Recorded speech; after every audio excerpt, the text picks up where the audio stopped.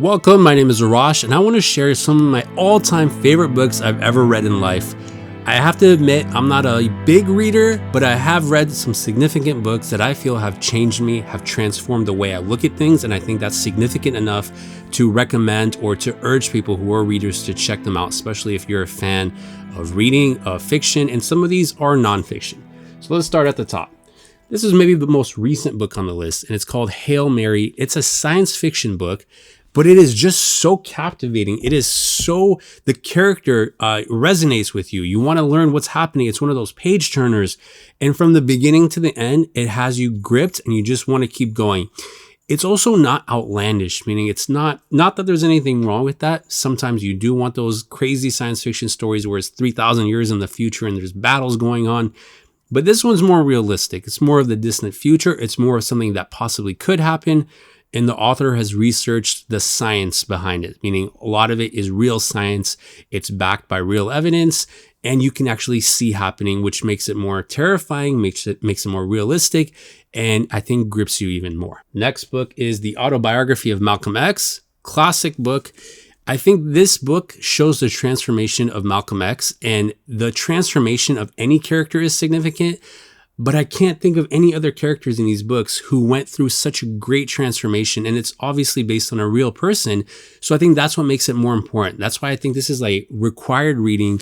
I wasn't required to read this, but thankfully I picked it up and I was just so amazed of what he went through. I think he's a historical figure, and I'll go so far as to say he's a hero. So if you study him, you know that you can start here and you can end somewhere, and it doesn't have to be a constant through your life. You can change for the better, and your perspective can change despite where you came from. Next book is another nonfiction. This is Alchemy by Rory Sutherland. I think this was the first marketing or business book I picked up that was just, I was like, oh my gosh, I can't believe these things have shaped me. These things control me. These things control my buying decision.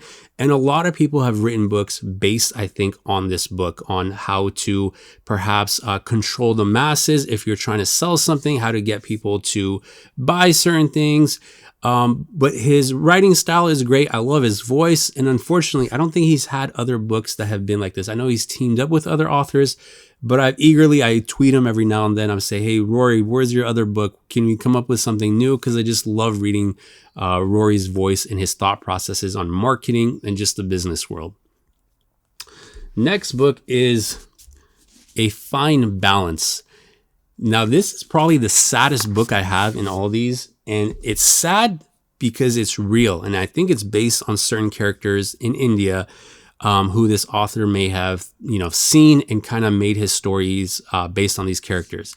So it ties in different stories, but it's just such a tragic book. It's one of those books you kind of start crying in different sections of the novel, and you feel these characters and you believe that they were real. You believe that these people have existed, and there's probably people like that in India right now and other places of the world that are impoverished right now. And it makes you put in perspective, as bad as we have it here in the States or other first world countries, there's people that have it so much more worse. And you have that sense of gratitude after reading this, that you're like, wow, I'm thankful for winning the lottery, the geographical lottery of being born here. And even if you're not making that much, even if you're living in poverty of this country, it's no way measurable to how bad it is in so many other parts of the world, even today. Next one was a required reading when I was younger. This is Lord of the Rings. This book, I think I saw the movie first when I was 8 years old, and the movie scared the shit out of me because it was about kids who are stuck on an island and the things that the kids do to each other. And I was like, how can kids do this to each other? Where the adults? How did they get here? This is the scariest thing I had seen in my life. I remember I was 8. And then we read the book a few years later. I think it was maybe 9th grade or 8th grade. We read it, I think probably early high school. And I was like, this was the movie I saw when I was a kid. This is what it was based on, this book. And it just grips you all the way to the end. And it's one of those where it has an ending where you're satisfied, but you want to know what happens next. Like you're wishing there was a sequel. As far as I know, there's no sequel, but you wish there was a sequel so you can see where's the justice, what happens to these characters. You're so invested in these characters and you're just so bothered by what happens between them. it's one of my all-time favorite books for that reason. These are books that I'd give 12 out of 10 if you're rating it on a 10 scale. Next one is A Thousand Splendid Suns. So this is the second book by Khaled Hossein after he wrote The Kite Runner, which most people know, but I don't think everybody read this book after. It's not a sequel to it, but basically he wrote Kite Runner as his perspective on how he thought Afghanistan was under Taliban rule. And then he actually visited Afghanistan and saw how bad it really was under Taliban rule. And he wrote this book, if I may be mistaken, but I think that's the story of it. That's the gist of it. So as bad as Kite Runner was in the atrocities that the Taliban do, this one took it to the extreme, level 10, and it just showed the true monsters a lot of the Taliban are. I know maybe we're not going to talk crap about them because they're running Afghanistan now, so some of them must be good and just people if they're trying to have a stable government. But the truth of the matter, I think, is more, it is more black and white, that they've done more harm to Afghanistan than good. So I think this book illustrates it, and you just leave it with a disgust towards them, a hatred towards them, and you wish, maybe it's propaganda, but it makes you wish, like, damn, let's wipe those guys out. Let's change the government. I know we can't, but it's so good at getting you emotionally involved like that I don't think too many books can do like that.